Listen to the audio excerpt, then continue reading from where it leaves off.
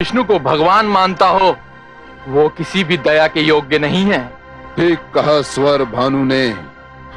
सामंतो, मेरे इस मूढ़ पुत्र पर खड़क के ऐसे प्रहार करो किसके शरीर के टुकड़े टुकड़े हो जाए। प्रहार करो इस पर। नहीं महाराज, आपका पुत्र है प्रहलाद, अपने पुत्र को क्षमा कर दीजिए। ये मेरा पुत्र है? नहीं, ये तो विष्णु का दूत है, मेरा बैरी है, राजद्रोही है। सामंतो, वध कर दो इसका। हे आसु सामंतो, जो भगवान विष्णु मुझ में है वह तुम्हारे भीतर भी है और इन शस्त्रों में भी है। ओम नमो नारायण, ओम नमो भगवते। देखते क्या हो, वध कर दो इसका। क्या हुआ महादेवी? करुणा सागर, असुर सामंतों के इतने सारे खड्ग और बेचारे प्रहलाद का अकेला कोमल शरीर, कितना अत्याचार हो रहा है, देखा नहीं आपने? और प्रहलाद ने क्या कहा, सुना नहीं आपने? उसने तो कहा कि उन असुरों के भीतर भी मैं हूं। जब वो भयभीत नहीं है तो आप भयभीत क्यों हैं? तनिक इस अनुपम दृश्य को देखिए तो सही। ओम नमो नारायण, ओम नमो भगवते वासुदेवाय। प्रहार करो इस पे, प्रहार करो। ओम नमो भगवते वासुदेवाय। ओम नमो नारायण, ओम नमो भगवते वासुदेवाय। ओम नमो नारायण, ओम नमो भगवते वासुदेवाय। ओम नमो नारायण, ओम नमो भगवते भैरो, वासुदेवाय। क्या हो गया तुम्हारे शस्त्रों को? क्या इनकी धार पलट गई? अब खड़े खड़े मेरा मुंह क्या देख रहे हो? समाप्त कर दो मेरे बैरी को, समाप्त कर दो इसे। नहीं, रुक जाइए सामंतगण, आपने एक बार प्रयास करके देख लिया, कुछ नहीं बिगाड़ सके मेरे पुत्र का।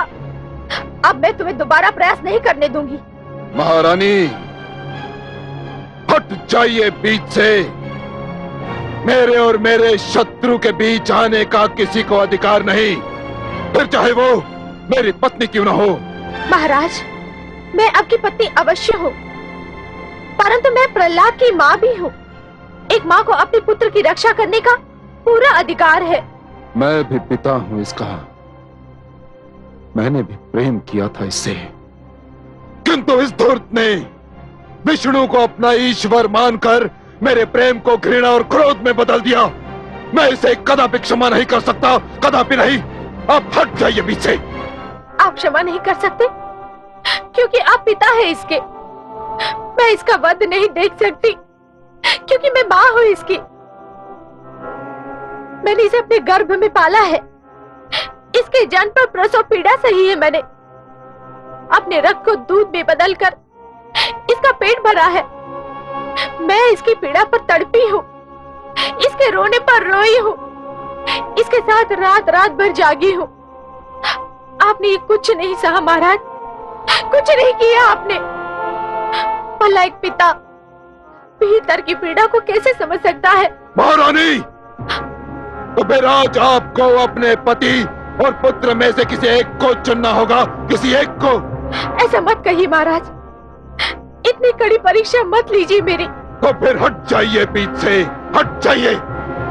मैं तो ये भी नहीं कर सकती क्योंकि आप मेरे सुहाग हैं और प्रहलाद मेरा रक्त। मैं किसी को भी नहीं छोड़ सकती, परंतु हाँ, इतना अवश्य कह सकती हूँ कि मेरे पति की आज्ञा का पालन करो और कर दो मेरे पुत्र का वध। किंतु उससे पहले मेरे तन के टुकड़े टुकड़े कर दो मेरे तन के टुकड़े।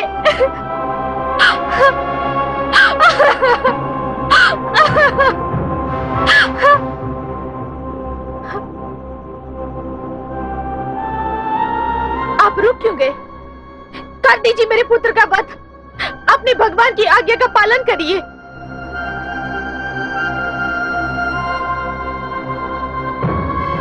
जाने दीजिए भगवान, छोड़ दीजिए। नास्तिक प्रहलाद के साथ अपनी प्राण प्रिय महारानी से भी हाथ धो लेना बुद्धिमत्ता नहीं है। जीवन मृत्यु के प्रवेश के लिए अनेक द्वार रखता है। मृत्यु किसी भी द्वार से प्रवेश कर सकती है। अपनी सेवा का कुछ अवसर मुझ तुझ सेवक को भी दीजिए। इस समय प्रहलाद को छोड़ ही दीजिए। पर ये दुर्मति मेरे राज्य में नहीं रह सकता। कैसे रह सकता है?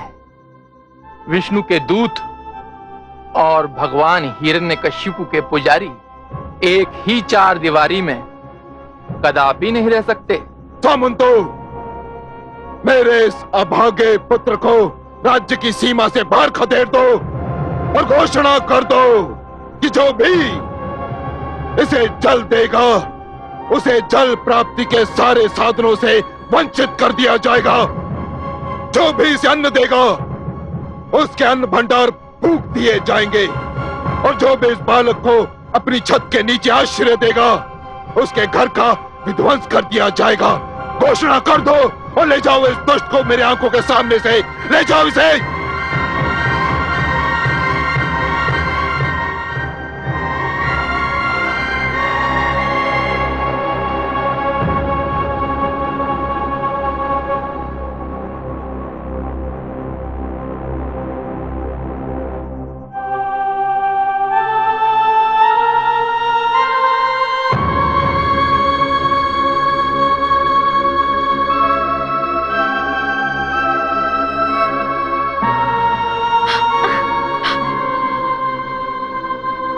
पुत्र, मेरा पुत्र। माते, तुमने मातृत्व का धर्म निभाया। संसार ऐसी माताओं को सदा याद रखेगा। मुझे तुम पर गर्व है, तुमसे प्यार है, परंतु मेरी चिंता मत करो। मेरे साथ वही होगा जो विधाता ने मेरे भाग्य में लिख दिया है। मैं अपने पिता के आदेश का पालन कर रहा हूँ, तुमसे दूर जा रहा हूँ। हो सकता है ये सब भी मेरे श्री विष्णु भगवान की इच्छा से हो रहा हो।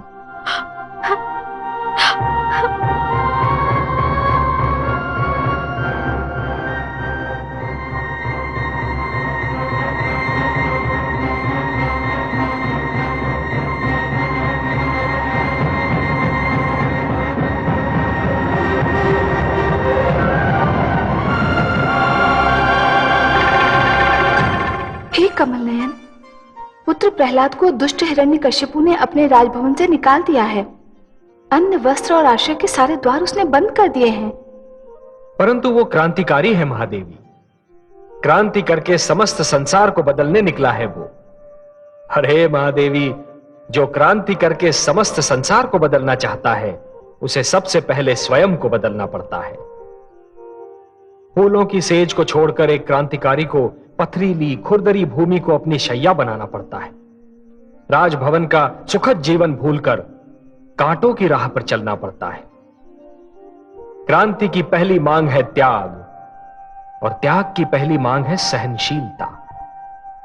अब देखना यह है महादेवी कि पुत्र प्रहलाद त्याग और सहनशीलता की परीक्षा में कितना सफल होता है। परंतु हे कमल नयन, प्रहलाद तो बिल्कुल अकेला है। उसका साथ देने वाला कोई भी नहीं है। सभी तो उसका विरोध कर रहे हैं। हर क्रांतिकारी शुरू में अकेला ही होता है महादेवी। सारे उसके विरोधी होते हैं, परंतु जैसे जैसे उसके विचारों का ताप बढ़ता जाता है विरोध का हिम पिघलने लगता है। उसके विचारों से सहमत होने वालों की संख्या प्रतिदिन बढ़ती जाती है। हाँ, इसमें समय अवश्य लगता है। पत्थर के कण को रत्न बनने के लिए बहुत यातनाएं झेलनी पड़ती हैं महादेवी। और फिर वो अकेला कहां है? उसका विश्वास उसके साथ है, और जहां विश्वास है वहां मैं हूं। जानती हूं मैं, परंतु हिरण्यकशिपु को यह नहीं करना चाहिए। कैसा कठोर है वो। पिता होते हुए भी अपने ही पुत्र पर इतना घोर अत्याचार। कैसा पिता है ये दुष्ट। हिरण्यकशिपु क्या जाने महादेवी कि स्वयं अपने पुत्र प्रहलाद को अत्याचार का लक्ष्य बनाकर वो अपने ही लिए महाविद्रोह का निमंत्रण दे रहा है। उसका हर बढ़ता हुआ पग उसे उसके पतन के निकट ले जा रहा है।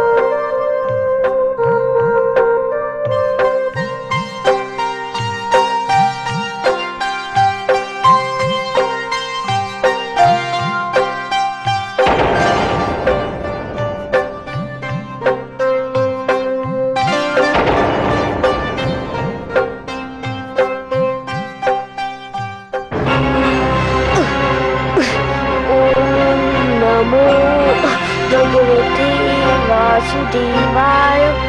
ओम नमो भगवते वासुदेवाय। ओम नमो भगवते वासुदेवाय। ओम नमो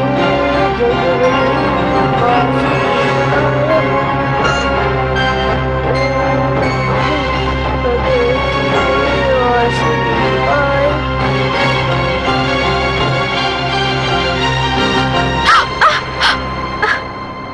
हे भगवान, ये रक्त कैसा? हो ना हो मेरा पुत्र किसी संकट में है, न जाने क्या बीत रही होगी उस पर। क्या हुआ महारानी? अरे ये रक्त कैसे निकल आया? आप तो विश्राम कर रही थी। पता नहीं, लगता है ये रक्त मेरे पुत्र की पीड़ा का संकेत दे रहा है।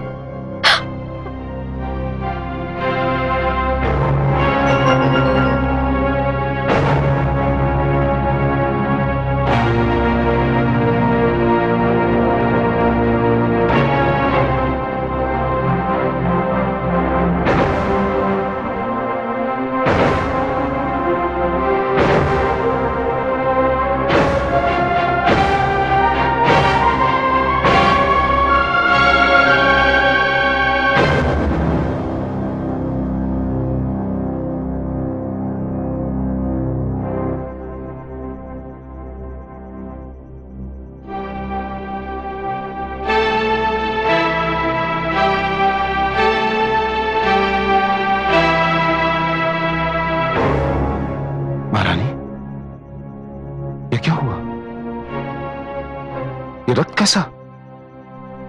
आपको चोट कैसी लगी महारानी, बताइए। चोट मुझे नहीं लगी है स्वामी, लगता है हमारे पुत्र को चोट लगी है कहीं।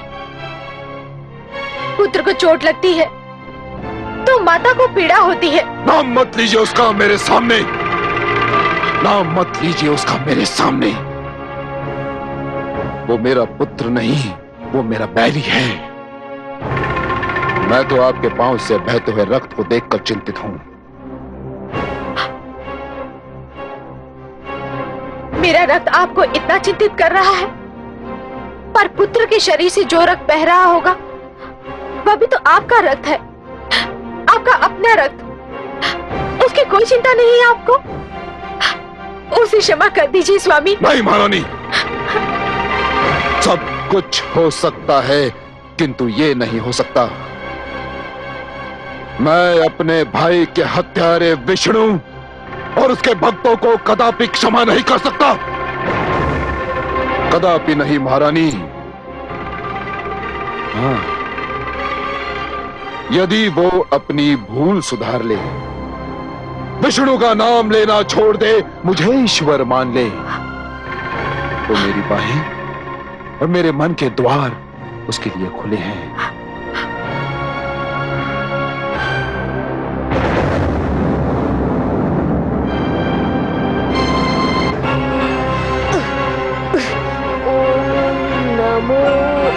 भगवते वासुदेवाय। ओम नमो भगवते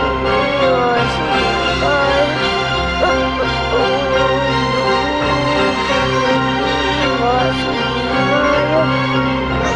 ओम नमो भगवते वासुदेवाय। ओम नमो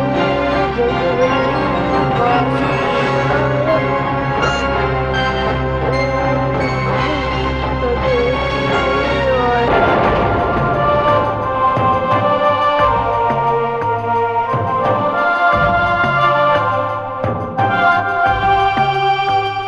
नारायण नारायण।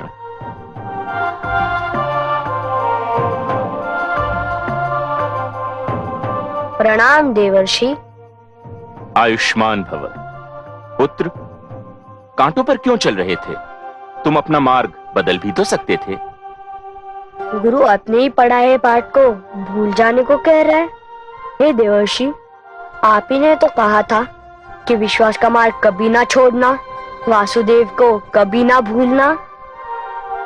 परंतु पुत्र, इन कांटों ने तो तुम्हारे पांव को लहलुहान कर दिया है। तुम्हें पीड़ा हो रही होगी, शरीर नश्वर है देवर्षि, कांटा चुभेगा तो पांव से लहू अवश्य निकलेगा। शरीर को पीड़ा भी होगी, पर केवल शरीर को, आत्मा को नहीं। मेरी आत्मा को तो श्री विष्णु के महामंत्र ने अपनी सुरक्षा में ले लिया है। शरीर पीड़ा झेल रहा है, परंतु आत्मा आनंद विभोर हो रही है। पर अब तो मुझे कांटों के कारण जो पीड़ा हो रही थी, उसमें भी आनंद मिल रहा है।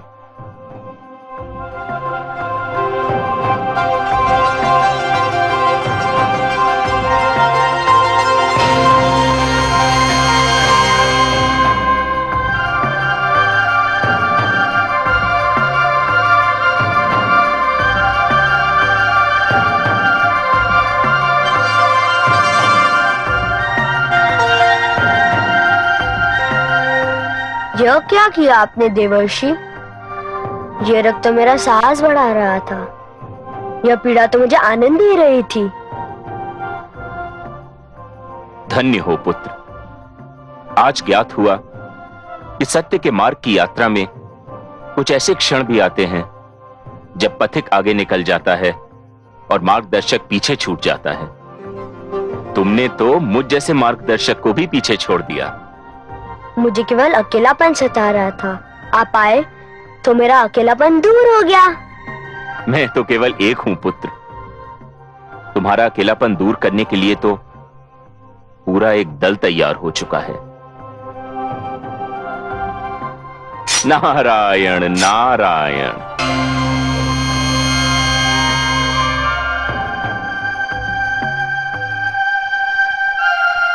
ओम नमो नारायण।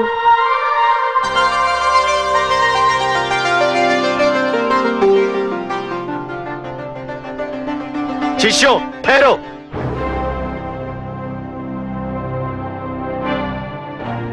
ये सबके सब तुम कहां भागे जा रहे हो?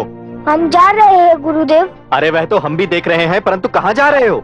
अपने मित्र के पास। मित्र के पास? हाँ, हम राजकुमार प्रहलाद को खोजने जा रहे हैं। हम उन्हीं के साथ रहेंगे। अरे मूर्खों, सर्वनाश होगा तुम्हारा भी और हमारा भी। अगर भगवान हिरण्यकश्यप को इस बात की सूचना मिल गई तो तुम्हारा तो सत्यानाश होगा ही, हमारा जीवन भी संकट में पड़ जाएगा। प्रहलाद ने भगवान हिरण्यकश्यप को ईश्वर न मानने का अपराध किया है, इसलिए उसे दंड दिया गया है। तुम क्यों दंड को निमंत्रण देते हो? वह अपराध तो हमने भी किया है गुरुदेव। हमने भी श्री विष्णु को अपना ईश्वर माना है। ओम नमो भगवते वासुदेवाय। ओम नमो भगवते वासुदेवाय। अरे मूर्खों, सत्यानाश हो तुम्हारा, रुक जाओ। हे भगवान, रक्षा करो हमारी। भ्राता अब तो गए, हम भी और तुम भी। सदा की भांति इस बार भी आपका वचन सत्य सिद्ध हुआ। पुत्र प्रहलाद सचमुच अकेला नहीं है। असुर गुरुकुल के समस्त विद्यार्थी उसके विचारों से सहमत दिखाई दे रहे हैं। महादेवी, बाल अवस्था में मन की स्थिति कोमल होती है, उपजाऊ भूमि की भांति। इस अवस्था में जो भी विचार मन की धरती में बो दिए जाएं, बहुत सरलता से जड़ पकड़ लेते हैं। उच्च विचार, उच्च आदर्श और जीवन के उच्च लक्ष्यों को बालकों के मन में बो देने के लिए बाल्यावस्था सबसे सुहानी ऋतु होती है। हाँ कमल नयन, मैंने स्वयं देखा है। पुत्र प्रहलाद ने असुर बालकों के मन में सुंदर विचारों के बीज डाले हैं और अब उनमें प्रेम की खेती लहला रही है। परंतु हे दया सिंधु, पुत्र प्रहलाद न जाने कब से भूखा प्यासा भटक रहा है। मुझे उसकी यह दशा देखकर बहुत दुख हो रहा है। कैसे होगा उसके पोषण का प्रबंध? हिरण्यकश्यप ने तो उस पर जीवन के सारे द्वार बंद कर दिए हैं। प्रकृति ने तो अपने द्वार बंद नहीं किए ना महादेवी। हिरण्यकश्यप ने आपके पुत्र प्रहलाद पर जितने द्वार बंद किए हैं, वो सारे द्वार प्रकृति स्वयं अपने हाथों से उसके लिए खोल देगी।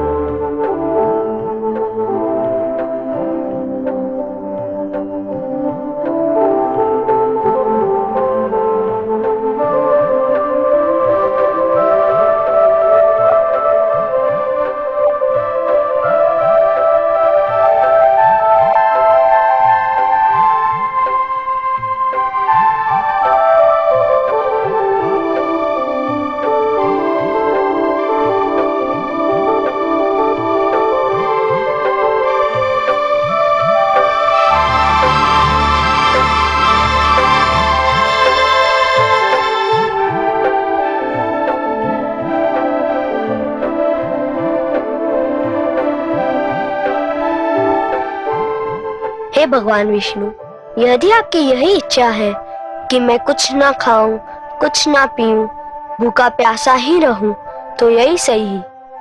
मैं आपकी इच्छा के आगे सिर झुकाता हूँ। मैं भूखा प्यासा रहकर भी आपका नाम जपता रहूंगा, आपके नाम का मंत्र पढ़ता रहूंगा। ओम नमो भगवते वासुदेवाय।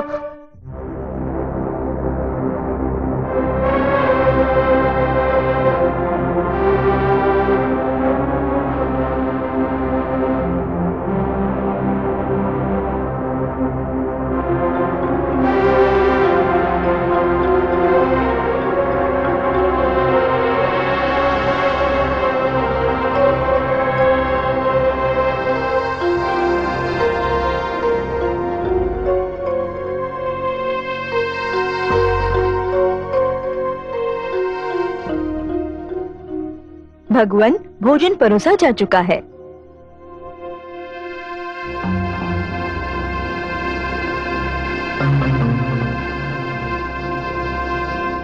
आइए महारानी।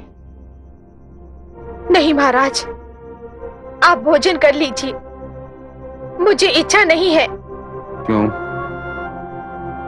जब ये ध्यान आता है कि मेरा लाल भूखा प्यासा कहीं भटक रहा होगा, अन्न के एक एक दाने और जल की एक एक बूंद को तरस रहा होगा, तो ये स्वादिष्ट व्यंजन, ये भोजन मुझे विष दिखाई देता है। सोने चांदी के ये बर्तन मुझे हलाहल के प्याले लगने लगते हैं। यदि आज वो भूखा है, प्यासा है, भटक रहा है, तो उसका उत्तरदायी वो स्वयं है। उसने अपने हाथों से अपने जीवन को नर्क बना लिया है, और यदि वो अपने हठ पर अड़ा रहा तो वो इस नर्क से निकल भी नहीं पाएगा महारानी, कभी नहीं। क्यों इतनी निर्दयता पे उतर आए हैं आप?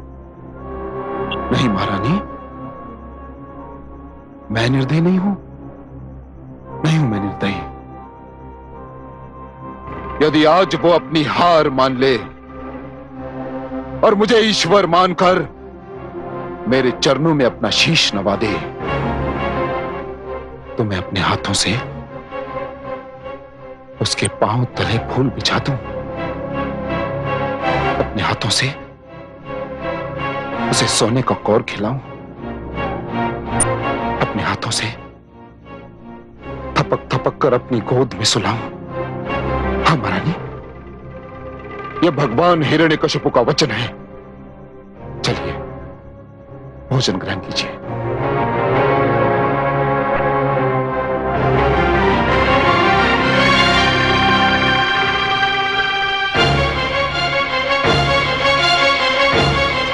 स्त्री, मैं भगवान होकर तुझे समझ नहीं पाया,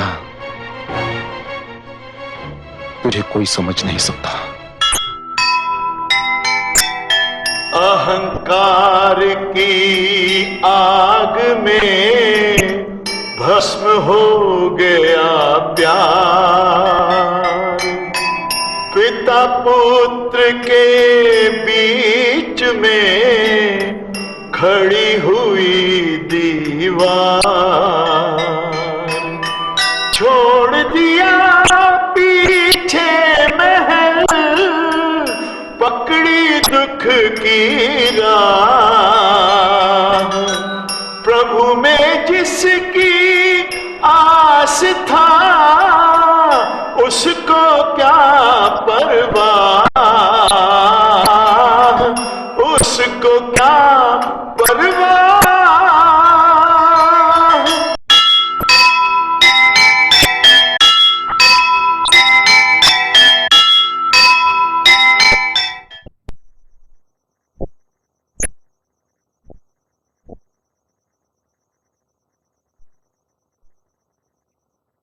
जो सुनेगा ये पुराण पाएगा सुख और ज्ञान, पाएगा सुख और ज्ञान।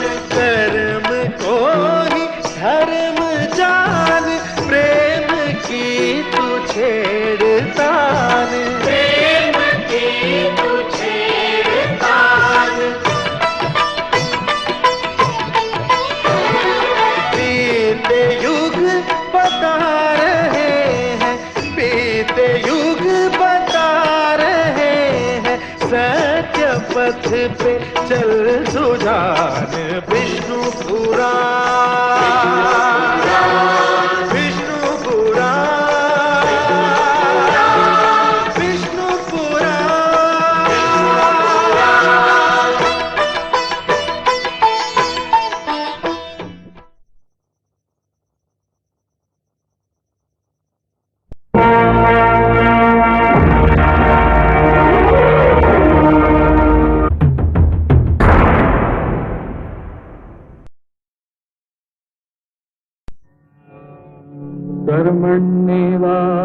कर्मण्येवाधिकारस्ते मा फलेषु कदाचन, मा कर्मफलहेतुर्भो मा ते संगोऽस्त्वविकर्मणि।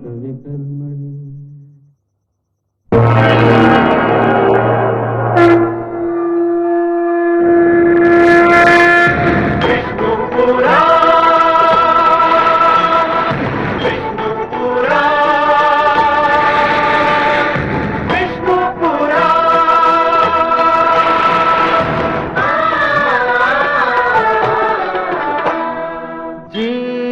ज्ञान ब्रह्म ज्ञान अथ श्री विष्णु पुराण।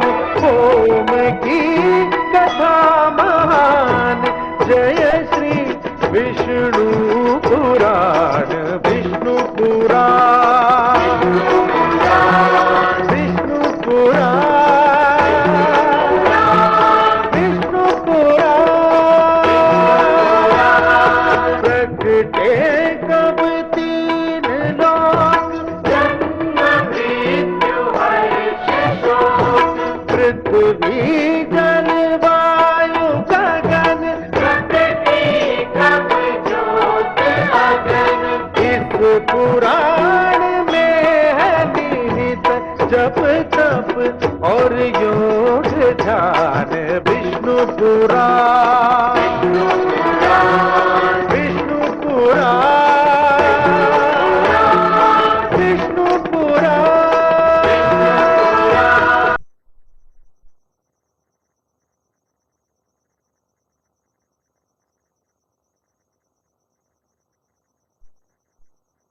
मैं माँ हूं, धरती माँ, और इसीलिए तो मैं संसार की हर माँ का दुख समझती हूं।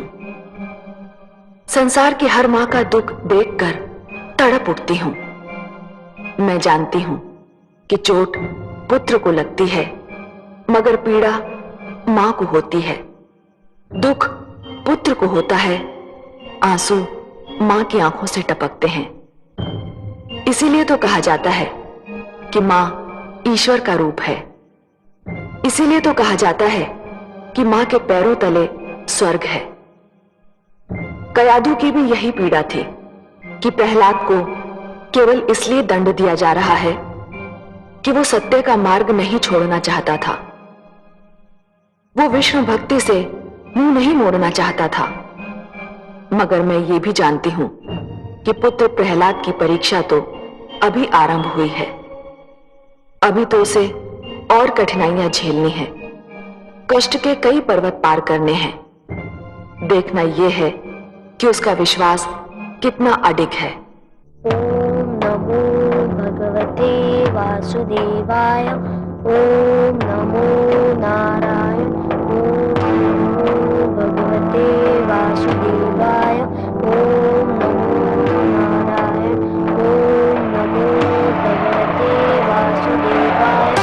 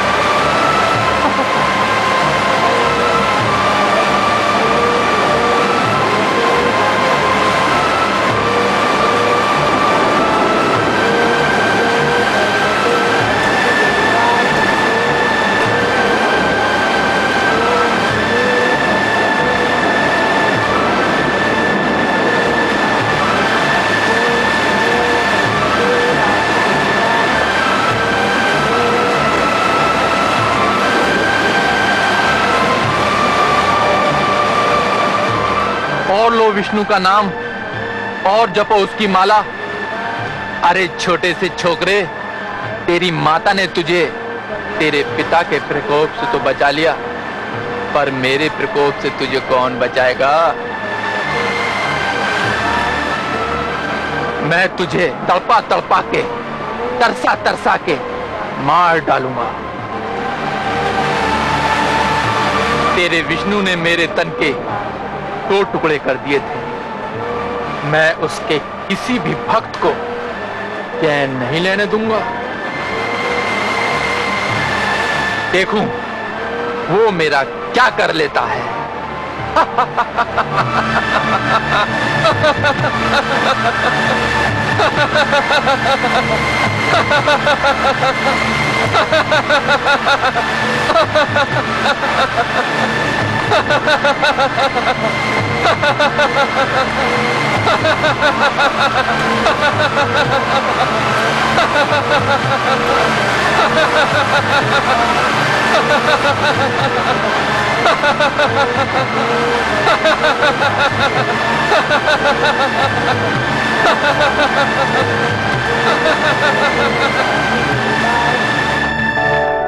देखा आपने कमल नयन, स्वर भानु आपकी शक्ति को ललकार रहा है।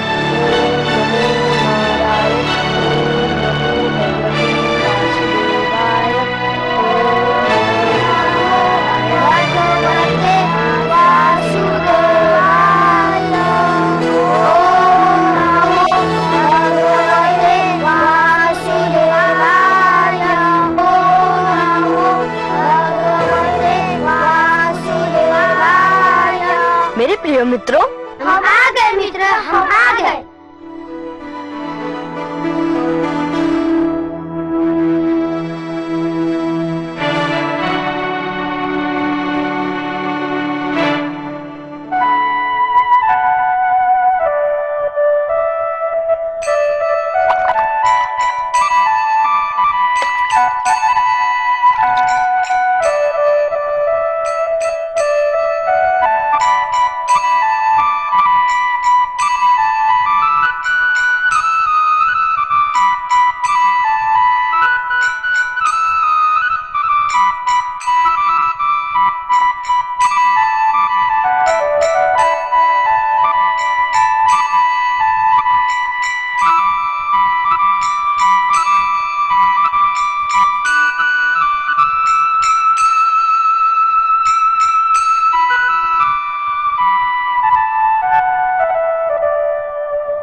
फल खा मित्र, हम देख रहे हैं तुम कितने दिनों से भूखे हो।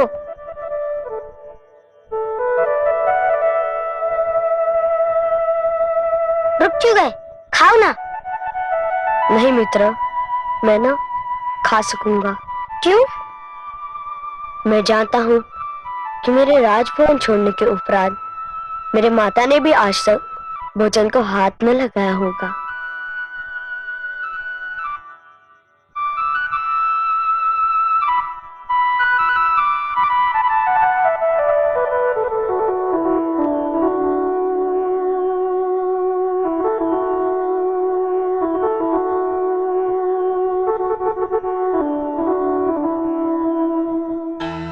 नारायण नारायण। देवर्षि, कहाँ है मेरा पुत्र? कैसा है वह? पुत्री, तुम्हारा पुत्र इस समय सत्य मार्ग पर है और सर्वथा वैसा ही है जैसा सत्य मार्ग का पथिक होता है। तुम उसकी चिंता मत करो। मैं तो केवल यह कहने आया हूं कि तुम अब भोजन कर लो। कैसे कर सकती हूँ मैं भोजन, जबकि मेरा पुत्र भूखा प्यासा होगा? कौन देगा उसे अन्न जल? वह तो उसे प्रकृति ने दे भी दिया है, पर तुम तो जानती ही हो पुत्री कि तुम्हारा पुत्र कैसा हठी है। वह उस समय तक अपने मुख में अन्न का एक दाना भी नहीं डालेगा जब तक उसकी मां भोजन नहीं कर लेती। यदि तुम चाहती हो कि वह भूखा न रहे तो जाओ, भोजन कर लो।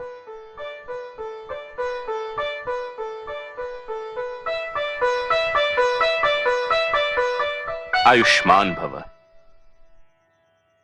नारायण नारायण।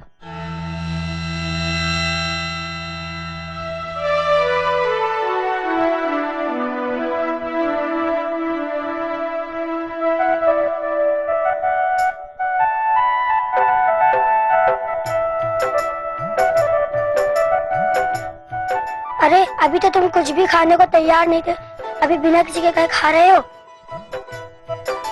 क्योंकि मेरी माता भी भोजन कर रही है। तुम्हें कैसे पता चला? पुत्र माता के शरीर का अंश होता है, वो माँ पर बीती हर दशा पहचान लेता है।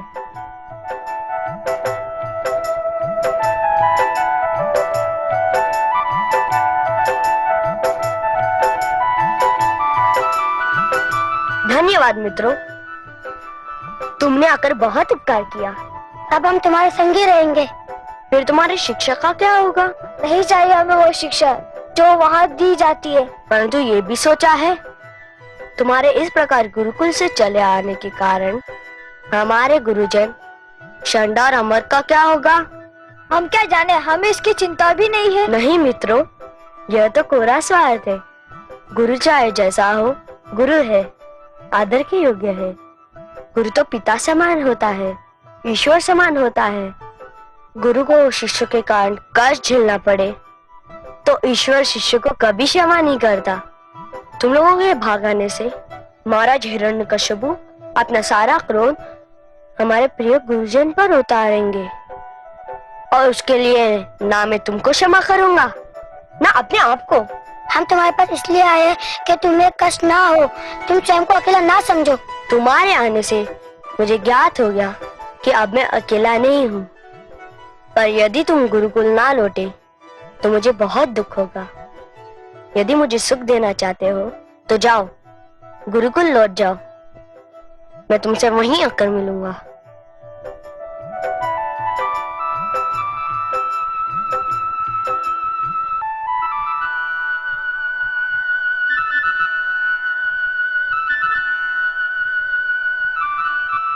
दुआई है भगवान, दुआई है, दुआई है भगवान, दुआई है, दुआई है भगवान, दुआई है, दुआई है भगवान, दुआई है, दुआई है भगवान, दुआई है। क्या हुआ? क्या हमारी प्रिय प्रजा को किसी ने सताने का साहस किया है या किसी दुष्ट ने उसे कष्ट पहुंचाया है? हे प्रियजनों, आप किस बात की दुहाई दे रहे हैं? हे भगवान, हम पर घोर विपदा आन पड़ी है। सर्वशक्तिमान, हमारे पुत्र गोकुल छोड़कर चले गए हैं। तो क्या गुरुकुल के प्रबंधकों ने विद्यार्थियों पर शिक्षा का इतना बोझ लाद दिया कि वे घबराकर वहां से भाग गए? ऐसा भी नहीं है भगवान। तो फिर क्या कारण है उनके गुरुकुल छोड़कर जाने का? वे अपने मित्र राजकुमार प्रहलाद को खोजने निकल गए हैं और उनका कुछ पता नहीं है। राजकुमार प्रहलाद की खोज में क्या उन्हें ज्ञान नहीं कि राजकुमार प्रहलाद राजद्रोही है? क्या उन्हें ज्ञान नहीं कि जो भी इसका साथ देगा वो मेरी दृष्टि में अपराधी है? तब तो उन्हें इस अपराध का दंड अवश्य मिलेगा। दंड साधारण भूल के लिए दिया जाता है भगवान। इन बालकों ने जो किया है वो भूल नहीं है, अपराध नहीं है, खुला विद्रोह है। उन्होंने असुर गुरुकुल के समस्त शिक्षा के विधान को व्यर्थ और अर्थहीन घोषित कर दिया है। उन्होंने आपके प्रभुत्व और ईश्वर रथ के आगे प्रश्न चिन्ह लगा दिया है। स्पष्ट वर्णन करो स्वर भानु।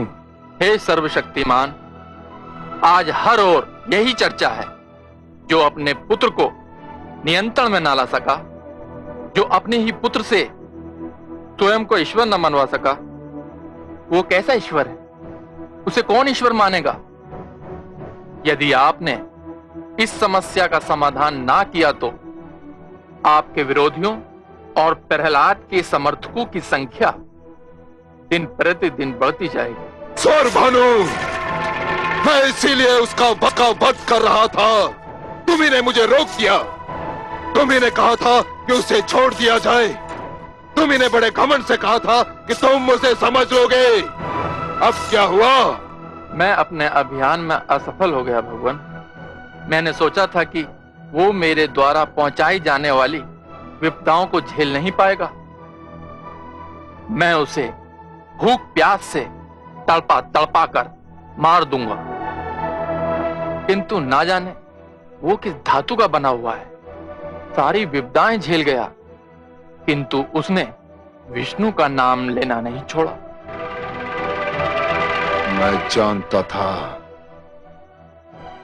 कि मेरे मूर्ख पुत्र के मन को जो विष्णु नाम का रोग लगा है, उसका उपचार उसकी मृत्यु के अतिरिक्त और कुछ भी नहीं है।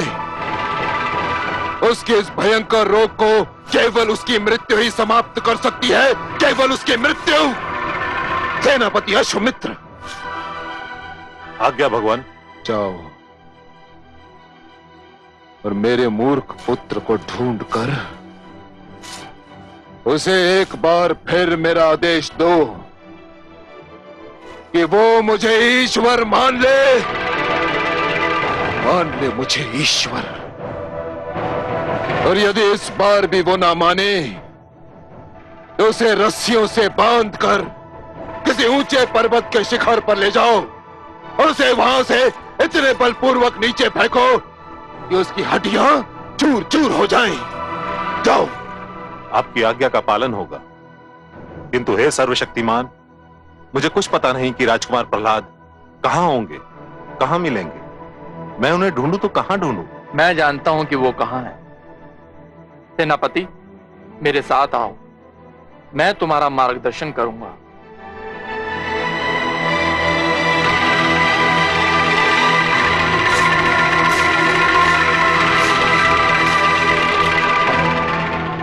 हे प्रियजनों,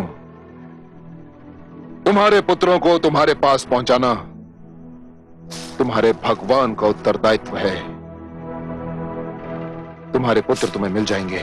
भगवान हिरण्यकशिपु की, भगवान हिरण्यकशिपु की, भगवान हिरण्यकशिपु की, भगवान हिरण्यकशिपु की, भगवान हिरण्यकशिपु की, भगवान हिरण्यकशिपु की, भगवान हिरण्यकशिपु की, भगवान हिरण्यकशिपु की।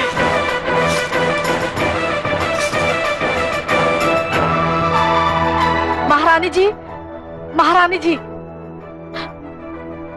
महारानी जी, बड़ा अनर्थ हो गया। क्या हुआ? राजकुमार प्रहलाद के लिए मृत्युदंड की घोषणा कर दी गई है। क्या? महारानी जी, भगवान हिरण्यकशिपु ने आदेश दिया है कि राजकुमार को बांधकर पर्वत की चोटी से नीचे फेंक दिया जाए। हाय मेरा पुत्र! और सेनापति भगवान की आज्ञा का पालन करने के लिए इसी समय प्रस्थान कर रहे हैं। नहीं, नहीं!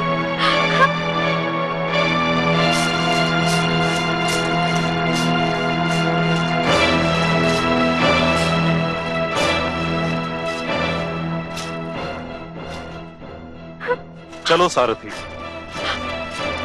ठहर जाओ, तुम लोग मेरे पुत्र का वध नहीं कर सकते। हम विवश हैं महारानी, हमें अपने भगवान की आज्ञा का पालन करना ही होगा। आप हट जाइए। नहीं हटूंगी। तुम्हारा ये रथ मेरे शरीर को कुचल कर यहाँ से आगे बढ़ सकता है। हट जाइए, हट जाइए, हट जाइए। अश्वमित्र के मार्ग से हट जाइए महारानी। नहीं महाराज, मेरे पुत्र पर दया कीजिए, उसे क्षमा कर दीजिए। उसे आपने अपने राजभवन से तो निकाल ही दिया है, आप उसे अपनी दीनहीन दशा पर छोड़ दीजिए महाराज, उसे क्षमा कर दीजिए। नहीं, कदापि नहीं महारानी। उसे छोड़ना अपने ईश्वरत से हाथ धोना होगा। नहीं। आप हट जाएं। नहीं। महारानी को राजभवन ले जाओ। नहीं महाराज, मेरे पुत्र को क्षमा कर दीजिए। नहीं महाराज, क्षमा कर दीजिए उसे, क्षमा कर दीजिए। अश्वमित्र, आज्ञा का पालन हो। जो आज्ञा भगवान। चलो सारथी।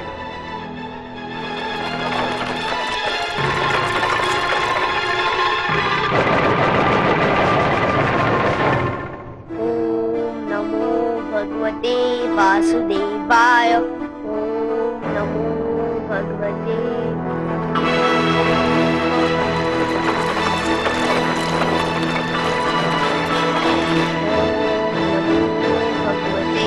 वासुदेवाय। ओम नमो भगवते वासुदेवाय। ओम नमो भगवते वासुदेवाय।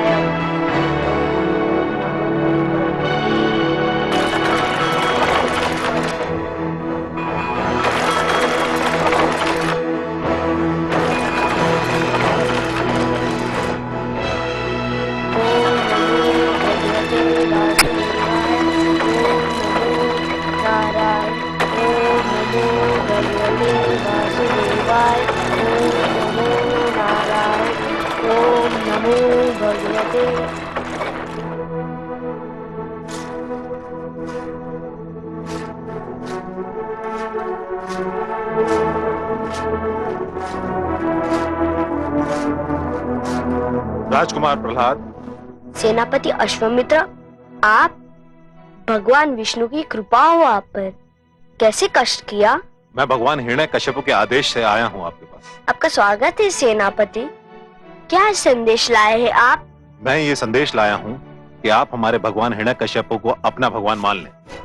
यदि आपने ये मान लिया तो आपके जीवन पर छाए सारे संकट दूर हो जाएंगे। यह भी तो संभव है कि आप और आपके सम्राट मेरे ईश्वर को मान लें, तो आपके और आपके सम्राट के जीवन और आत्मा पर छाए हुए सारे संकट दूर हो जाएंगे। ये कदापि नहीं हो सकता राजकुमार। हे सेनापति, आप अपने लिए जो कहने और सोचने की स्वतंत्रता दिखा रहे हैं, वह स्वतंत्रता को मेरे लिए उचित नहीं समझते? यह तो अन्याय है ना? मैंने संदेश सुना दिया, मेरा उत्तरदायित्व तो पूरा हो गया। मैंने संदेश सुन लिया, मेरा उत्तर भी पूरा हो गया। भगवान हिरण्यकशिपु का यह आदेश है कि यदि आप उन्हें ईश्वर नहीं मानते तो आपको रस्सियों से बांधकर पर्वत की ऊंचाई से फेंक दिया जाए। तो फिर आप प्रतीक्षा क्यों कर रहे हैं? अपने भगवान के आदेश का पालन कीजिए। सैनिकों, राजकुमार को रस्सियों से जकड़ दो। ओम नमो भगवते वासुदेवाय। ओम भगवते वासुदेवाय। ओम नमो भगवते वासुदेवाय। ओम नमो भगवते वासुदेवाय। ले चलो इन्हें। ओम नमो भगवते वासुदेवाय। हे कमल नयन, ये कैसा अनर्थ हो रहा है? एक नन्हे से बालक को मृत्युदंड। दुष्ट हिरण्यकश्यपु ने पुत्र प्रहलाद को पर्वत से नीचे फेंक देने का आदेश दिया है और धूर्त सेनापति अश्वमित्र उस आदेश का पालन करने जा रहा है। हाँ महादेवी, मूर्ख हिरण्यकश्यपु ने जब से स्वयं को ईश्वर घोषित किया है, समझने लगा है कि प्राणियों का जीवन और मरण उसी के हाथ में है। किंतु हे दया सिंधु, यदि मेरे पुत्र को पर्वत से सचमुच नीचे फेंक दिया तो उसका कोमल तन चूर चूर हो जाएगा। नहीं प्रिय, यदि जीने की इच्छा प्रबल हो तो जीवन के निकट जाते मृत्यु के पांव भी डगमगाने लगते हैं। परंतु हे दया सागर, अश्वमित्र के पंजे से उसे कौन छुड़ाएगा? उसका जीवन कौन बचाएगा? उसका विश्वास महादेवी, उसका दृढ़ विश्वास। जिस प्रकार सूर्य के रहते रात्रि का साहस नहीं कि वो दिन के निकट भी जाए, उसी प्रकार आपके पुत्र प्रहलाद के दृढ़ विश्वास के रहते किसी विपदा का यह साहस नहीं कि वो उसे छू भी सके।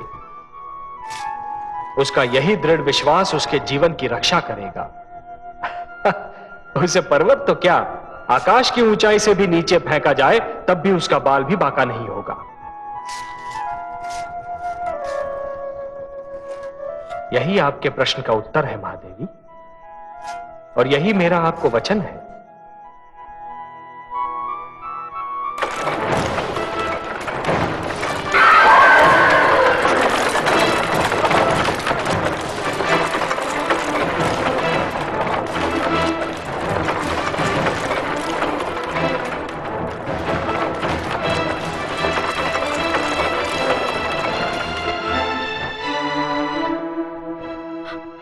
विष्णु, अब तुम ही कुछ करो। मेरा पुत्र तुम्हारे नाम पर न्योछावर हो रहा है, उसे तुम्हारा नाम लेने का दंड दिया जा रहा है। मैं क्या करूं? क्या करूं मैं? नारायण नारायण। हे देवर्षि, मैं क्या करूं?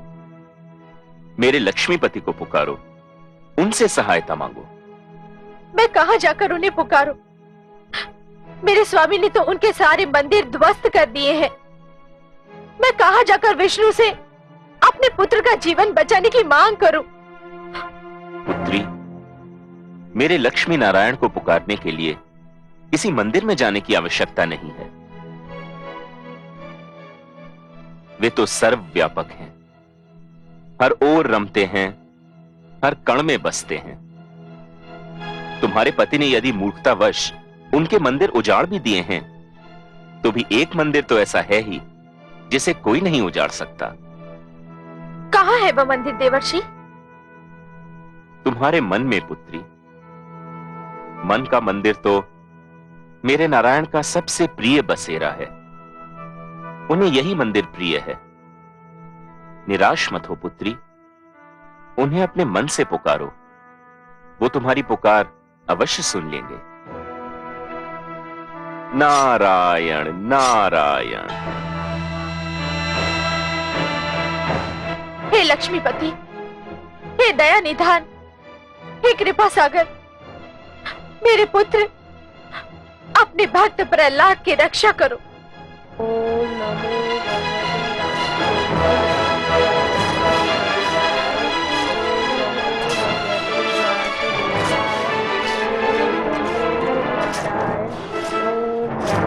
भगवते वासुदेवाय।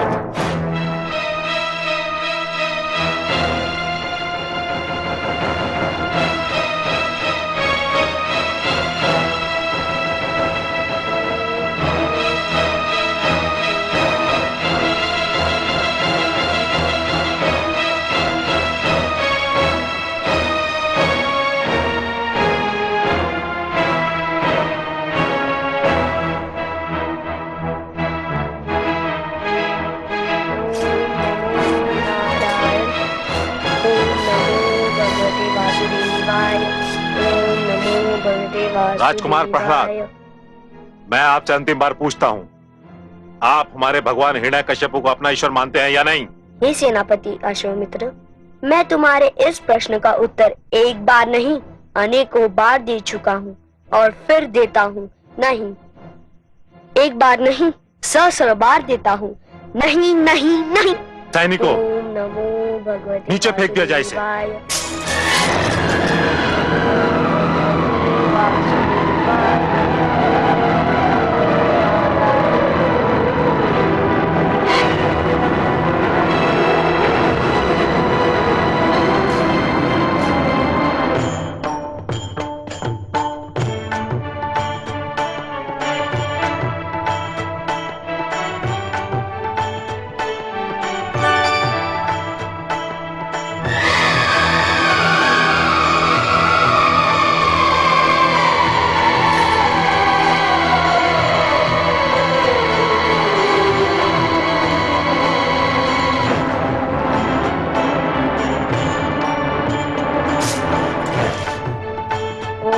नमो भगवते वासुदेवाय। ओम नमो भगवते वासुदेवाय।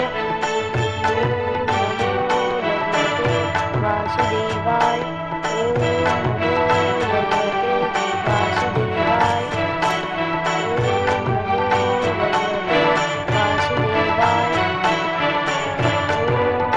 नमो भगवते वासुदेवाय।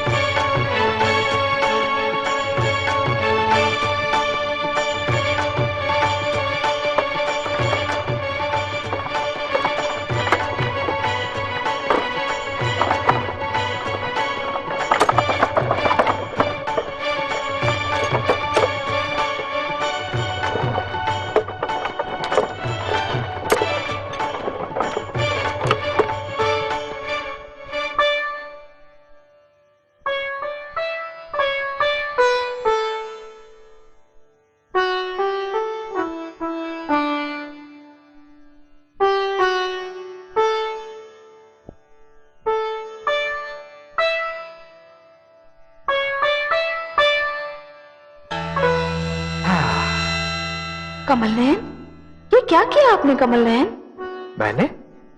मैंने क्या किया देवी? आप ही की इच्छा थी कि आपके पुत्र प्रहलाद के प्राणों की रक्षा की जाए। मैंने सदा की भांति आपकी इच्छा का आदर किया, उसके प्राणों की रक्षा की। मैं तो ये समझ रहा था कि इस दृश्य को देखकर आप प्रसन्न हो रही होंगी। वो मैंने देखा कमल नयन, उसके लिए मैं आपका आभार मानती हूँ, आपको कोटि कोटि धन्यवाद देती हूँ। परंतु हे कमल नयन, आपने मेरे पुत्र प्रहलाद को मृत्यु के एक द्वार से निकालकर दूसरे द्वार में छोड़ दिया है। महादेवी, आप नित्य कहती हैं कि मेरी बातों का रहस्य मेरे अतिरिक्त कोई नहीं जान सकता, पर आज मुझे यह कहने दीजिए कि आप जो कह रही हैं ना, उसका रहस्य मेरी भी समझ में नहीं आ रहा। आप कहना क्या चाह रही हैं, कृपया स्पष्ट तो कीजिए महादेवी। आपको पता है जिस बैलगाड़ी पर आपने पुत्र प्रहलाद को उतारा वो किस दिशा में जा रही थी? हर यात्रा की कोई ना कोई दिशा अवश्य होती है महादेवी, पर हाँ, मैंने उस गाड़ीवान से यह नहीं पूछा कि वो कहां जा रहा था। मेरा विचार था कि वो उचित भी नहीं था। पर महादेवी, इसके लिए तो हम आपसे क्षमा चाहते हैं। आपको पता है वो कहां गया? जानती हूँ कमल नयन, इसीलिए तो मुझे घबराहट हो रही है। क्यों? वो गाड़ीवान एक किसान था और हिरण्यकश्यपु के अन्न भंडार के लिए अनाज ले जा रहा था। अच्छा? हाँ कमल नयन, और यही सोच सोच के मैं घबरा रही हूँ कि अनाज के साथ साथ पुत्र प्रहलाद भी हिरण्यकश्यपु के भंडार पहुंच जाएगा और मेरे पुत्र को जीवित पाकर दुष्ट हिरण्यकश्यपु क्रोधित हो जाएगा। हाँ, है तो ये बड़ी चिंता की बात महादेवी। पर देवी, मैं तो अपने भक्तों में केवल यात्रा की प्रेरणा जगा देता हूं। उनकी यात्रा का दिशा निर्धारण तो ब्रह्मा ही करते हैं। अब यदि हिरण्यकशिपु और प्रहलाद के बीच चुंबक और लोहे का संबंध उन्होंने बना दिया हो, तो इसमें मैं क्या कर सकता हूं? जिस प्रकार चुंबक लोहे को आकर्षित किए बिना नहीं रह सकता, और जिस प्रकार लोहा चुंबक के आकर्षण से पीछा नहीं छुड़ा सकता, उसी प्रकार हिरण्यकशिपु और प्रहलाद भी एक दूसरे से पीछा छुड़ाने में असफल हो रहे हैं। अब इसमें विधाता की क्या योजना है, ये तो वही जाने। पर मैं अपनी चिंता का क्या करूं? मैं भी तो अपनी चिंताओं से पीछा नहीं छुड़ा पा रही। मुझे आपसे अत्यंत सहानुभूति है महादेवी, पर अपने पुत्र प्रेम और ममता के आवेग में आप एक बात को भूली जा रही हैं। मैं क्या भूली जा रही हूं? वही बात जो मैंने आपसे कही थी। कौन सी बात कमल नयन? मुझे याद तो दिलाइए। मैंने आपसे कहा था ना महादेवी कि एक अच्छी कथा वही होती है जिसमें अचानक ऐसे रोमांचक मोड़ आते हैं जो कथा के श्रोता को भी अचंभे में डाल देते हैं। आप तो बस धीरज धरिए देवी। मैं जानती हूँ कमल नयन, मैं धीरज धरना भी जानती हूँ, पर मैं क्या करूँ? ममता की भावना से विवश हो जाती हूँ। ध्रुव के पश्चात इस पुत्र प्रहलाद ने मेरी ममता की भावना पर संपूर्ण अधिकार कर लिया है। आपकी इसी प्रेम भावना ने तो मुझे भी आपके प्रेम बंधन में जकड़ लिया है देवी।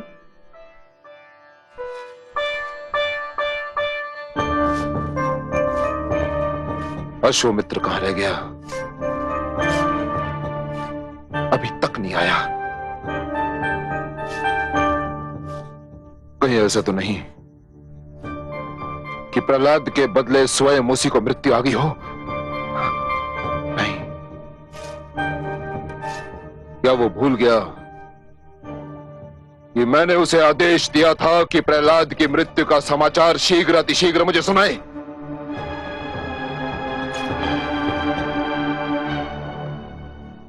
अब आप क्या सोच रही हैं महारानी?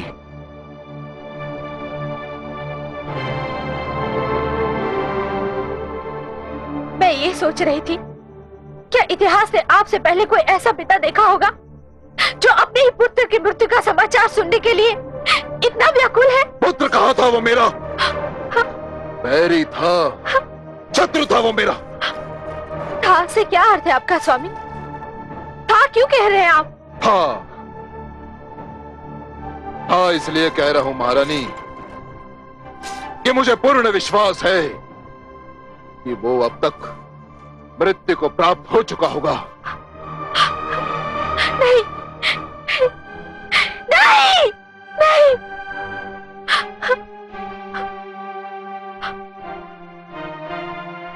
आप तो ईश्वर हैं।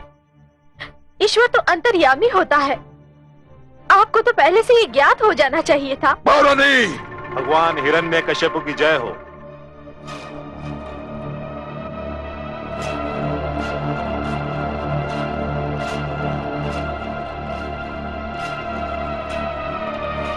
क्या हुआ सेनापति अश्वमित्र? भगवान, मैंने आपके आदेश का पालन कर दिया। शुभ समाचार, अत्यंत शुभ समाचार। मुझे पूरा वृत्तांत सुनाओ। राजकुमार प्रहलाद ने इस बार भी आपको ईश्वर मानने का विरोध किया। फिर तुमने क्या किया? मेरे आदेश पर सैनिकों ने उसे रस्सियों से जकड़ दिया। फिर उसे एक ऊंचे पर्वत की चोटी पर ले गए भगवान। फिर उन्हें उस ऊंचे पर्वत की चोटी से फेंक दिया गया भगवान। सुंदर, अति सुंदर। तो अंततः वो दुष्ट मृत्यु को प्राप्त हुआ? हमारा यही विचार है भगवान। विचार है?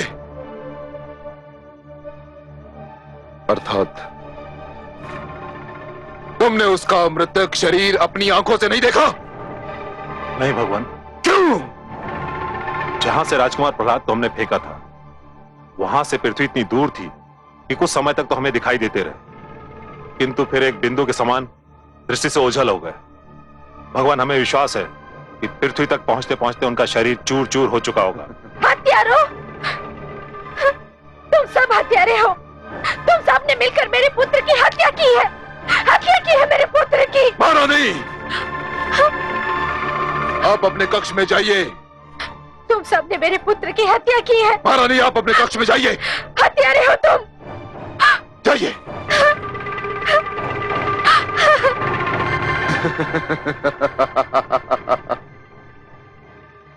मारा गया, मारा गया।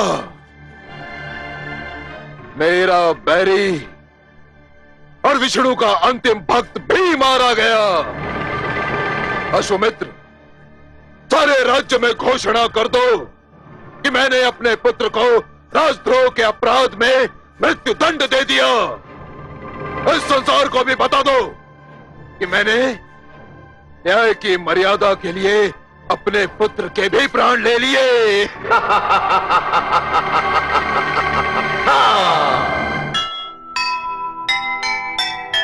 जिसकी रक्षा का लिया खुद भगवन ने भार,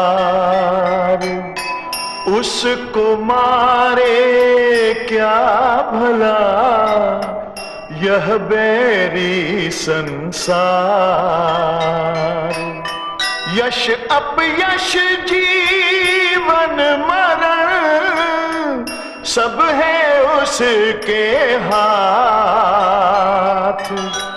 जो ईश्वर का भक्त है ईश्वर उसके साथ,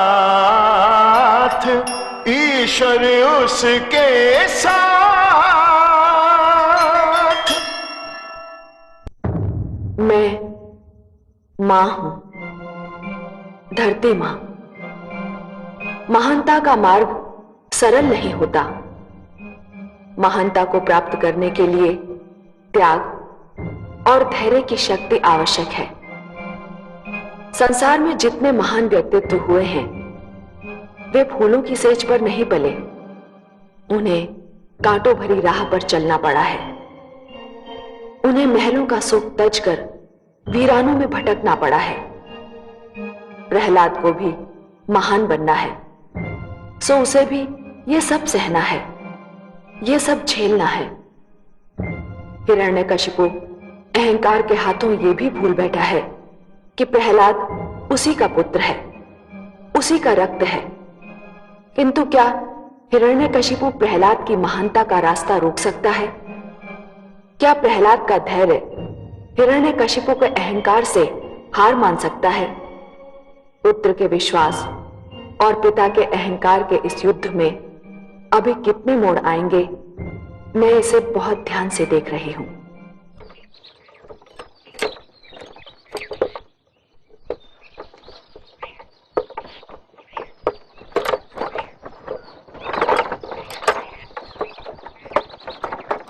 क्या ले जा रहे हो? अनाज लाया हूं माई बाप।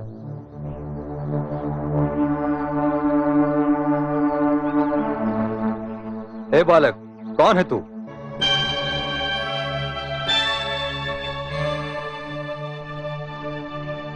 ओम नमो भगवते वासुदेवाय। ये तुम्हारी गाड़ी में कैसे आए? मुझे कुछ पता नहीं। ये बालक मेरी गाड़ी में कहां से आया, कैसे आया, मुझे कुछ मालूम नहीं। क्या तुम जानते नहीं? ये राजकुमार प्रहलाद हैं। तुमने इन्हें शरण देकर जघन्य अपराध किया है। मेरी बात का विश्वास कीजिए सैनिकों, मुझे कुछ पता नहीं ये मेरी गाड़ी में कैसे आ गए।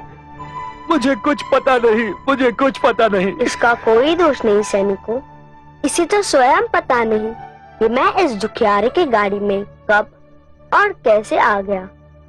लगता है यह मेरे भगवान विष्णु की लीला है। पकड़ लो इन दोनों को।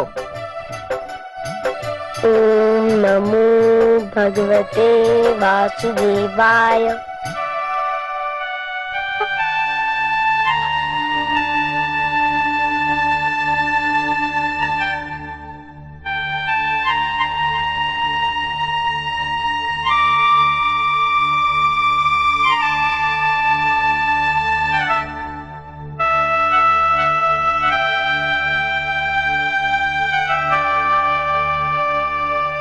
महारानी जी, महारानी जी, महारानी जी, बहुत शुभ समाचार है।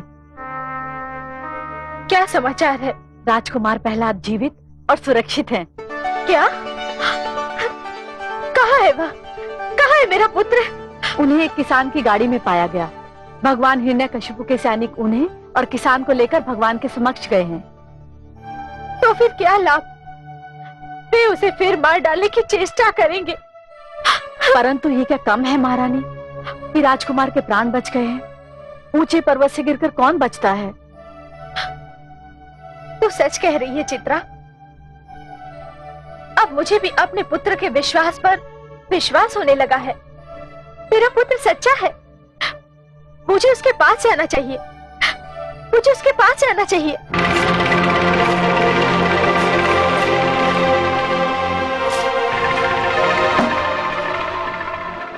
दुहाई है भगवान, दुहाई है, मुझ पर दया कीजिए भगवान, मुझ पर दया कीजिए।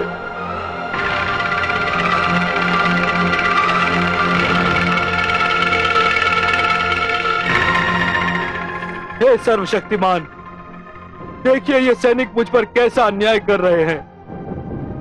मुझे पता नहीं मेरी गाड़ी में ये बालक कब और कैसे आया, और ये लोग कह रहे हैं कि ये आपका पुत्र राजकुमार प्रहलाद है, और मैंने इसे शरण देकर जघन्य अपराध किया है। मुझ पर दया कीजिए भगवान, मुझ पर दया कीजिए, दया कीजिए भगवान, मुझ पर दया कीजिए।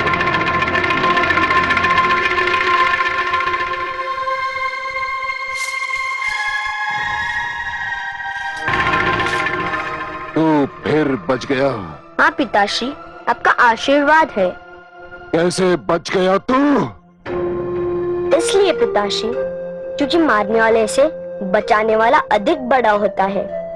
मुझे मेरे भगवान विष्णु ने बचा लिया। दुष्ट, ये जान ले, भली भांति जान ले कि यदि तेरे विष्णु की यह इच्छा है कि तू मरने न पाए, तो मेरा यह संकल्प है कि तू जीवित न रहने पाए। देखता हूं कब तक तेरा विष्णु तुझे बचाता है, कब तक। पुत्र, मेरा पुत्र, पुत्र, पुत्र, मेरा पुत्र। सेनापति अश्वमित्र, आज्ञा भगवान। इस कृषक को मुक्त कर दिया जाए, इसका कोई दोष नहीं। भगवान हिरण्यकशिपु की जय।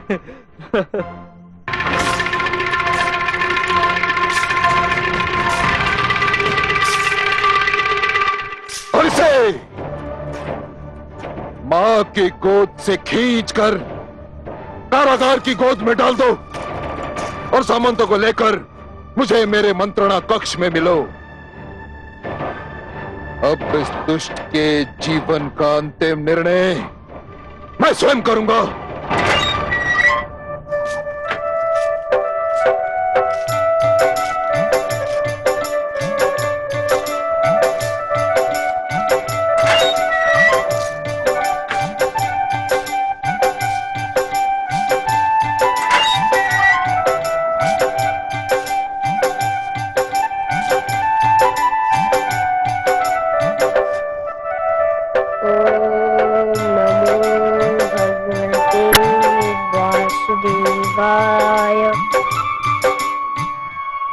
देख लिया आपने क्या किया हिरण्यकशिपु ने। मैं कह रही थी कि पुत्र प्रहलाद को जीवित देखते ही दुष्ट हिरण्यकशिपु क्रोधित हो जाएगा। आप तो जानती हैं महादेवी कि जिस प्रकार बिच्छू की प्रवृत्ति होती है डंक मारना, उसी प्रकार एक दुष्ट दुष्टता के बिना नहीं रह सकता। हिरण्यकशिपु अत्याचार के अतिरिक्त और कर भी क्या सकता है देवी?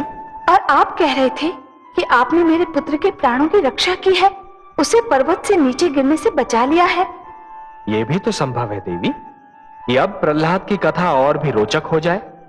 कथा तो अब इस मोड़ पे है कि दुखियारी कयाधु का दुख बढ़ता ही जा रहा है।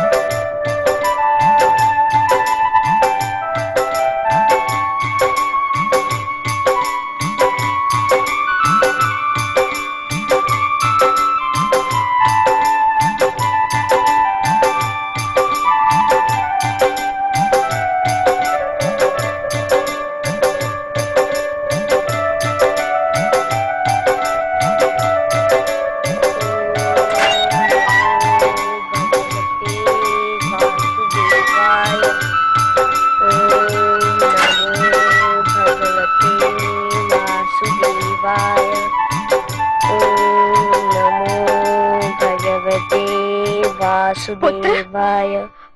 पुत्र हाँ? माते आप? हाँ पुत्र। आपको यहाँ नहीं आना चाहिए था। यदि पिताश्री को पता चल गया तो वो तुम पर क्रोधित होंगे। क्या करूं पुत्र, मेरे तो प्राण संकट में है।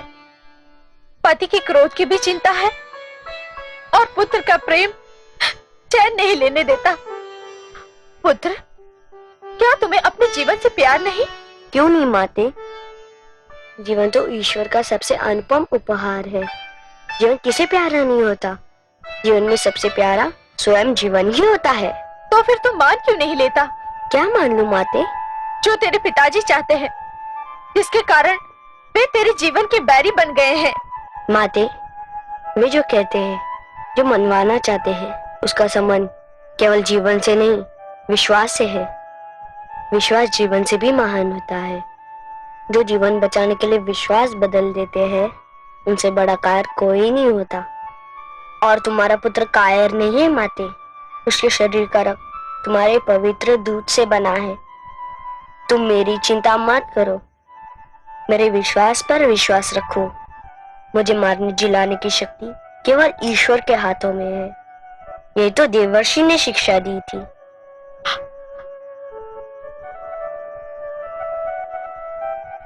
बहुत देर हो गई महारानी जी। महाराज के आदेश के विरुद्ध मैंने आपको राजकुमार से मिलने दिया। कृपया आप जाइए, नहीं तो मेरे प्राण संकट में पड़ जाएंगे।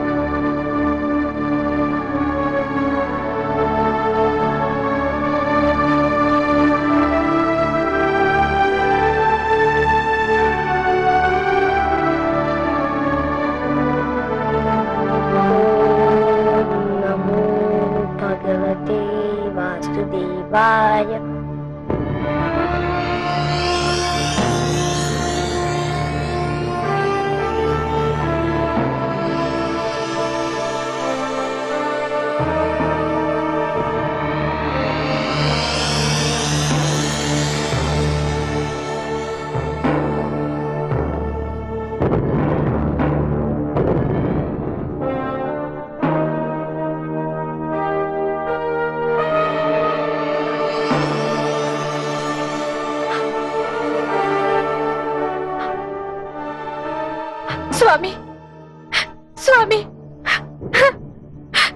स्वामी, आपने 2 बार मेरे पुत्र का वध करना चाहा, किंतु आपने स्वयं देखा कि वो दोनों बार बच गया। इसे कुछ और नहीं तो प्रकृति की लीला समझकर अब उसके प्राण छोड़ दीजिए स्वामी। आप कहेंगे तो मैं अपने पुत्र को लेकर आपके राज्य की सीमाओं से कहीं दूर चली जाऊंगी। मैं आपको वचन देती हूँ कि मैं अपने पुत्र को आपके समक्ष कभी नहीं आने दूंगी, कभी नहीं आने दूंगी। महारानी, प्रश्न ये नहीं कि वो मुझे दिखाई देता है या नहीं, प्रश्न ये है कि वो मुझे ईश्वर मानता है या नहीं, या मेरी भांति विष्णु को अपना बैरी बनाता है या नहीं। यदि वो ये नहीं मानता और ऐसा नहीं करता तो उसका अस्तित्व मेरे लिए संकट है, और जो भी मेरे लिए संकट बनेगा उसे जीने का कोई अधिकार नहीं। महारानी, उस पर नहीं तो मुझ पर दया कीजिए स्वामी। पिता को पुत्र पर दया नहीं आती तो माता को ही उसके जीवन की भिक्षा दे दीजिए। महारानी, आप पत्नी भी हैं और माता भी। आप अपने जीवन के क्षेत्र का निर्धारण कर लीजिए। अब सोच लें कि आप पतिव्रत धर्म की सीमाओं में रहना चाहेंगी या उसे तोड़कर पुत्र मोह के घेरे में। महारानी, मैं केवल पिता ही नहीं, राजा और ईश्वर भी हूं। ईश्वर। और मेरे लिए ईश्वर होना पिता होने से कहीं अधिक महत्व रखता है महारानी।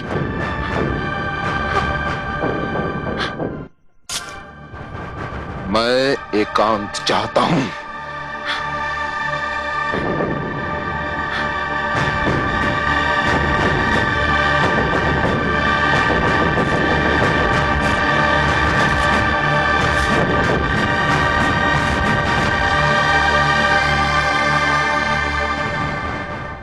भगवान हिरण्यकश्यप की जय हो।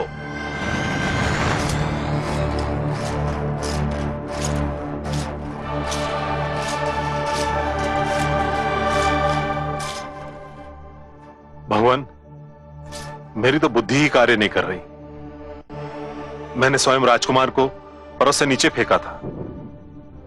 संयोगवश वो धरती पर गिरने के स्थान पर एक किसान के अन्न से लदी हुई गाड़ी में आ गिरा और उसके प्राण बच गए।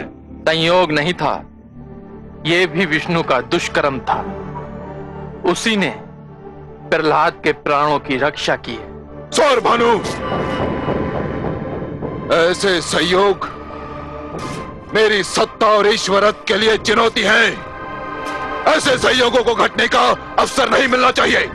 यह संयोग इसलिए घटा है, जो कुछ हुआ वो आपकी दृष्टि से दूर हुआ, पर अब ऐसा नहीं होगा, क्योंकि आपके हाथों में प्रहलाद आ गया है।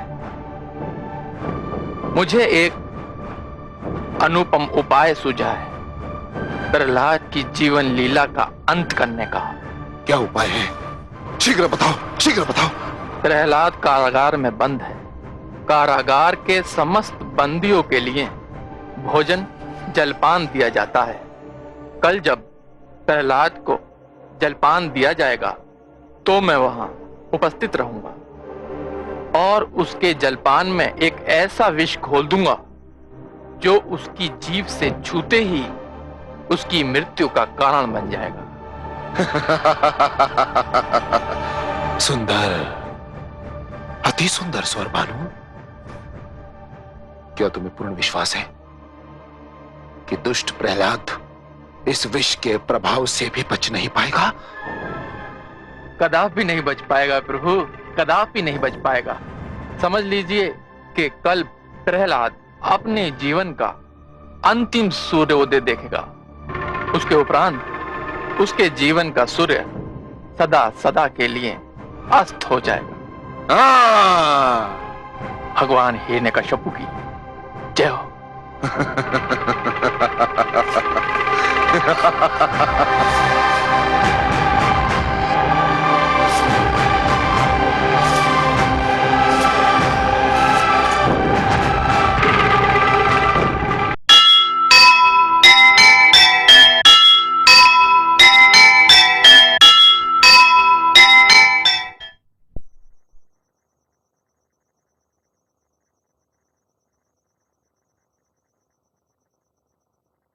जो सुनेगा ये पुराण पाएगा सुख और ज्ञान, पाएगा सुख और ज्ञान। कर्म को ही धर्म जान, प्रेम की तू छेड़तान, प्रेम की तू छेड़तान।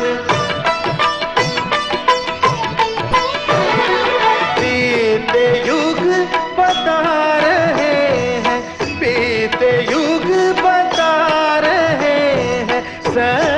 पथ पे चल सुजान विष्णु पुराण, विष्णु पुराण, विष्णु पुराण।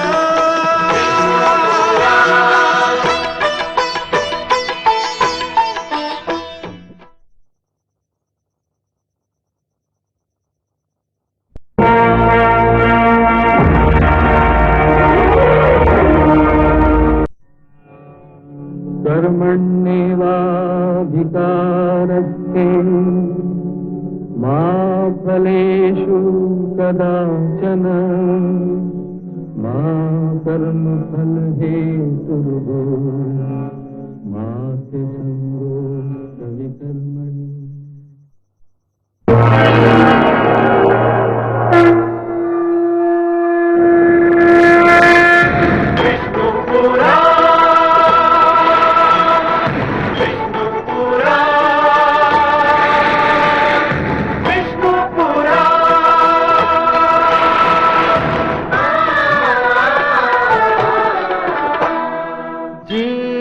ज्ञान ब्रह्म ज्ञान अथ श्री विष्णु पुराण, ओम की कथा महान, जय श्री विष्णु पुराण, विष्णु पुराण, विष्णु पुराण, विष्णु पुराण।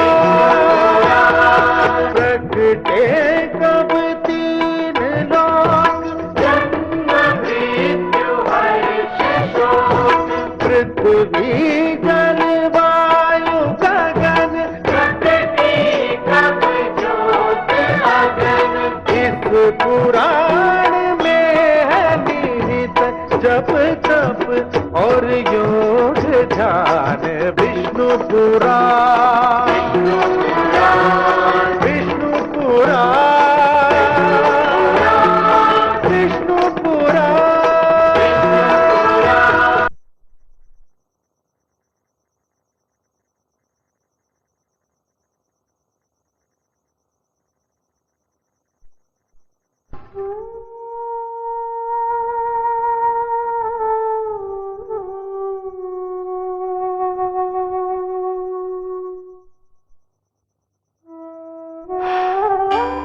नारायण नारायण।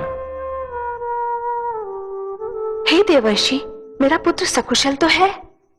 अभी तक तो है माते, पर कल क्या होगा ये कोई नहीं कह सकता। क्यों? अब दुष्ट हिरण्यकशिपु कौन सा षड्यंत्र रच रहा है मेरे पुत्र के विरुद्ध? माते, हिरण्यकशिपु अब स्वरभानु के परामर्श पर चल रहा है। और क्या परामर्श दिया है उस दुष्ट ने? सत्य कहा आपने माते, दुष्टों के परामर्श भी दुष्ट होते हैं। स्वरभानु ने परामर्श